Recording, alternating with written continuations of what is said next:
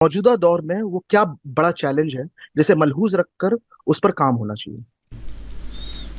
Challenge دو ہیں، وہ موجودہ دور میں پوری قوت سے سامنے آ گئے ہیں، ان کو نظر انداز نہیں کرنا چاہیے۔ ایک الحاد کا چیلنج ہے، وہ فی الواقع چیلنج بن گیا ہے، اور اس کی بڑی وجہ یہ ہے کہ لوگوں کو اپنی بات کہنے کی عمومی آزادی حاصل ہوئی ہے۔ بہت بڑے پیمانے پر وہ اپنی بات کا ابلاغ کر سکتے ہیں۔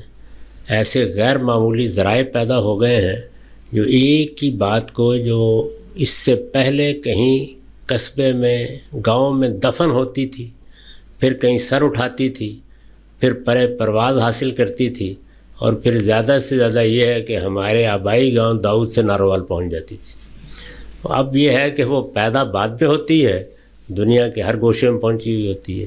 تو اس کی وجہ سے الحاد کوئی نئی چیز نہیں ہے، پہلے دن سے موجود ہے۔ میرے پاس اگر وقت ہو تو میں آپ کو بتا سکتا ہوں کہ قدیم ترین تاریخ میں بھی کتنے بڑے ملحدین پیدا ہوئے ہیں۔ ہر جگہ، ہر دور میں الحاد موجود رہا ہے۔ اس نے یہ شیوع حاصل کیا ہے، یعنی بڑی غیر معمولی وسعت حاصل کی ہے۔ اس کی وجہ موجودہ دور کے ذرائع، ماحول، اسی طرح سے مسلمانوں اور مسیحیوں دونوں کی مذہبی ریاست کا خاتمہ۔ تو بہت سے اسباب پیدا ہوئے ہیں کہ اب اس کو آزادی حاصل ہے۔ تو پہلا چیلنج یہ ہے۔ اسی وجہ سے میں نے عرض کیا کہ مجھے اپنی کتاب میزان میں، جس کو میں نے لکھا ہی اس پیش نظر تھا کہ دین پورا کا پورا بیان کیا جائے، ایک مقدمے کا اضافہ کرنا پڑا ہے۔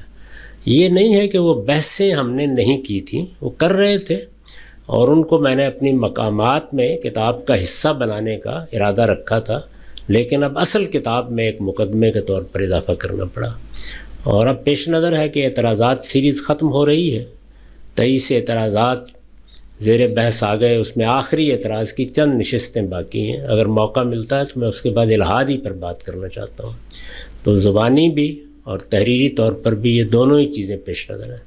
دوسرا چیلنج تعبیرات میں انتخاب کا چیلنج ہے۔ وہ اس سے پہلے اتنا شدید نہیں تھا۔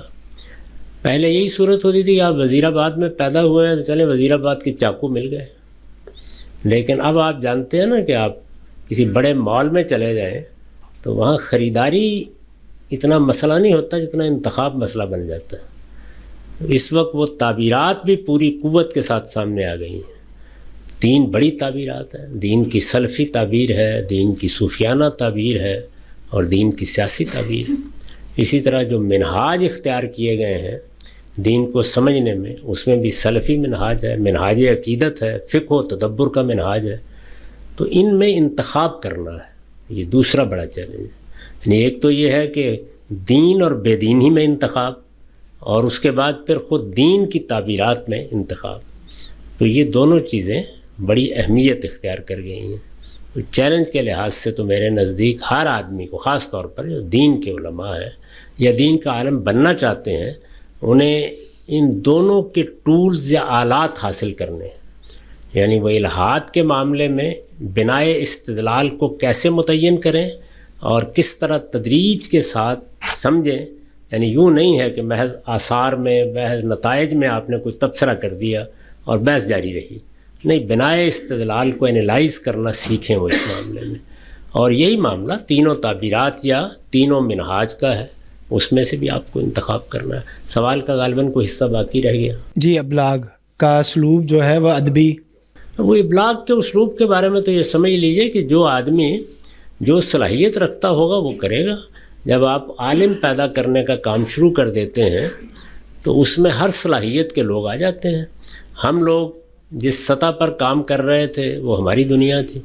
اب جو اساتذہ آپ کے ہاں ہیں یا دنیا بھر میں، ہمارے ہی مدرسہ فکر میں لوگ پیدا ہو رہے ہیں۔ اب تو اگر علماء کے طور پر بھی گنا جائے تو میرا خیال ہے کہ 100 سے متجاوز لوگ ہیں دنیا بھر میں۔ تو وہ اپنے اپنے طریقے سے، کچھ دیر کے بعد آپ دیکھیں گے کہ بالکل عام آدمی کی سطح پر بات پہنچانے والے لوگ بھی پیدا ہو جائیں گے۔ تو اس کی پہلے مرحلے میں توقع نہیں کرنی چاہیے۔